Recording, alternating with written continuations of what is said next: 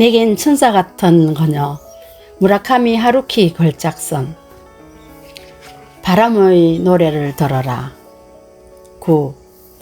우리는 한마디도 짓거리지 않고 차가 주차해 있는 공터까지 강변의 아스팔트 길을 걸었다. 내가 백미러의 먼지를 티슈로 닦아내는 동안 그녀는 수상 적은 듯이 차 둘레를 천천히 돌며 보닛에 흰 페인트로 크다랗게 그려진 소의 얼굴을 한동안 지그시 바라보았다. 소는 크다란 코걸이를 하고 입에는 흰 장미 한 송이를 물고 웃고 있었다. 몹시 비열하고 천한 웃음이었다. 당신이 그린 거예요? 아니, 이전의 차 주인이야. 어째서 소를 그렸을까? 글쎄? 하고 나는 말했다. 그녀는 두 걸음 뒤로 물러서면서 다시 한번 바라보고는 그리고 너무 말을 많이 한 것을 후회하는지 입을 다물고 차에 올랐다. 차 안은 굉장히 더워서 항구에 도착할 때까지 그녀는 말 한마디 않고 연신 땀을 닦으면서 끊임없이 담배를 피웠다. 불을 붙여서 세 모금 정도 피우고는 필터에 묻은 루즈를 점검하듯이 바라보더니 그것을 차 내의 재떨이에 눌러 끄고 계속해서 다음 담배에 불을 붙였다. 근데 어젯밤에 말해요. 대체 어떤 이야기를 했나요? 차에서 내릴 때가 되자 그녀는 갑자기 그렇게 물었다. 여러 가지지 뭐. 한 가지만 이야기해줘요. 케네디 이야기를 했어. 케네디? 존 F 케네디. 그녀는 머리를 저으며 짧은 한숨을 쉬었다. 아무것도 기억나지 않아요. 차에서 내릴 때 그녀는 아무 말도 없이 1000엔짜리 지폐 한 장을 백미러 뒤쪽에 쑤셔놓고 갔다. 10. 굉장히 더운 밤이었다. 계란을 반숙할 수 있을 정도의 더위였다. 나는 제이의 바의 무거운 문을 언제나처럼 등으로 밀어 열고 나서 에어컨의 썸뜻한 공기를 들이켰다.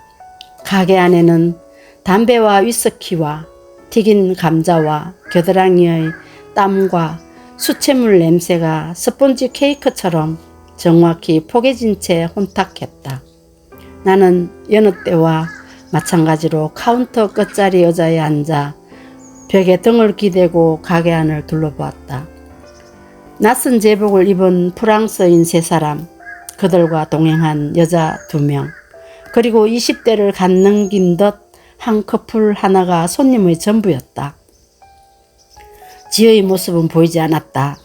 나는 맥주와 콤비퍼와 샌드위치를 주문하고 나서 천천히 지를 기다리기로 했다.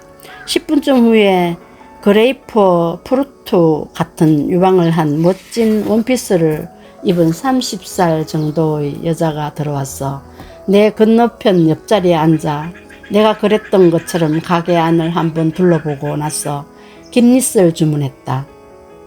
그녀는 음료수를 한 모금 마시고 일어나 상당히 긴 전화 통화를 하고 그것이 끝나면 핸드백을 들고 화장실로 들어갔다. 결국 40분 정도에 걸쳐 그것이 3번이나 반복되었다. 김니스를 한 모금, 긴 전화 통화, 화장실 순이었다. 바텐더인 제이가 내 앞으로 다가와서 지겹다는 투로 저러다 엉덩이가 닳아 떨어지는 게 아닐까 하고 말했다. 그는 중국인으로나 나보다 훨씬 능숙하게 일본어를 구사했다. 여자는 3번째로 화장실을 다녀와서 주위를 한번 둘러보고 나더니 내 옆으로 다가와서 작은 소리로 말했다. 죄송하지만 동전을 좀 빌릴 수 있을까요? 나는 고개를 걷덕이고는 주머니에서 동전을 모아 카운터 위에 펼쳤다. 10엔짜리가 모두 13개였다. 고마워요. 이젠 됐어요. 더 이상 가게에서 바꿔달라면 싫어할 것 같았어요. 괜찮아요. 덕분에 상당히 몸이 가벼워졌는걸요. 그녀는 웃음 띤 얼굴로 고개를 끄덕이고는 재빨리 동전을 걸고 모아 전화 있는 쪽으로 사라졌다. 나는 책 읽기를 단념하고 제이에게 포터블 TV를 카운터에 꺼내달라고 해서 맥주를 마시면서 야구 중계를 보기로 했다. 대단한 시합이었다. 4회 초까지 2명의 투수가 2개의 홈런을 포함해 6개의 안타를 쳤으며 외야수 1명은 견디지 못해 빈혈을 일으키고 쓰러졌으며 투수 교체 동안에 6명의 선정 광고가 있었다. 맥주와 생명보험과 비타민 정제와 항공회사와 포테이토 칩과 생리용 랩킨의 광고였다. 여자들에게 퇴짜당한 듯한 프랑스인 한 명이 맥주잔을 손에 쥔 채 내 뒤로 와서 무엇을 보고 있는 거냐고 프랑스어로 물었다. 야구 하고 나는 영어로 대답했다. 베이스볼. 나는 간단히 룰을 설명해 주었다. 저 사내가 공을 던져서 이쪽이 몽둥이로 냅다 치고 한 바퀴 돌아오면 1점을 얻는다. 남자는 5분 정도 잠자코 TV를 보았으나 광고가 시작되자 어째서 주크박스에 조니 아리디어의 레코드가 없는가 내게 물었다. 인기가 없었어지 하고 나는 말했다. 그럼 프랑스인 가수 중엔 누가 인기가 있지? 아다모. 그건 벨기에인이야. 미셀 폴라레퍼. 엿먹으라지. 수병은 그렇게 내뱉고는 테이블로 돌아갔다. 5회 초가 되자 이윽고 여자가 돌아왔다. 고마웠어요. 대신 뭔가 한턱 내게 해주세요. 마음 쓰지 않으셔도 돼요. 빚진 걸 갚지 않으면 기분이 개운치 못한 성격인걸요. 그게 좋은 일이든 나쁜 일이든 상관없이 말이에요. 나는 웃어 보이려 했으나 잘 되지가 않아 다만 묵묵히 고개를 끄덕였다. 여자는 손짓으로 제이를 불러 맥주와 김릿을 주문했다. 제이는 정확히 3번 고개를 끄덕이고 카운터 끝으로 사라졌다. 기다리는 사람이 오지 않아요. 그런데 당신은? 나도 그런 것 같아요. 상대는 아가씨? 남자입니다. 그럼 나와 마찬가지군요. 어쩐지 이야기가 통할 것 같네요. 나는 도리 없이 고개를 끄덕였다. 내가 몇 살로 보여요?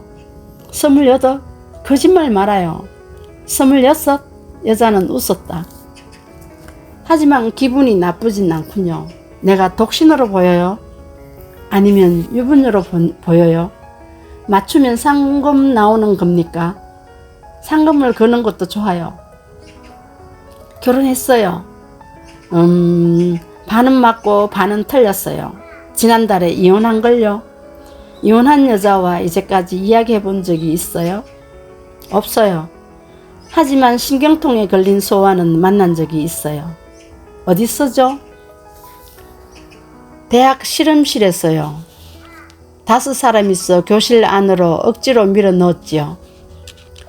여자는 즐거운 듯이 웃었다. 학생인가요? 예.